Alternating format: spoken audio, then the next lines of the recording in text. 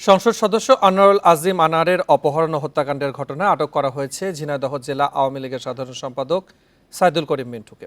এখন জন্ম সনদ দিয়ে খোলো বিকাশ স্টুডেন্ট অ্যাকাউন্ট। নিজের বিকাশ নিজে কর। মঙ্গলবার বিকেলে ঢাকার ধানমন্ডি এলাকা থেকে তাকে আটক করা হয়। এর আগে ৬ জুন এমপি আনার হত্যাকাণ্ডে জিজ্ঞাসাবাদের জন্য আটক করা হয় ঝিনাইদহ জেলা আওয়ামী লীগের ত্রাণ ও সমাজ কল্যাণ বিষয়ক সম্পাদক কামাল আহমেদ বাবুকে 7 দিনের রিমান্ডে নিয়েছে ডিবি। এর আগে ঢাকা মহানগর গোয়েন্দা প্রধান হারুনুর রশিদ জানান, হত্যার পর এমপি আজিমের মরদেহের ছবি কলকাতা থেকে ঝিনাইদহের যেসব রাজনৈতিক নেতার কাছে পাঠানো হয়েছিল তাদের সবাই এখন গোয়েন্দা নজরদারিতে আছেন।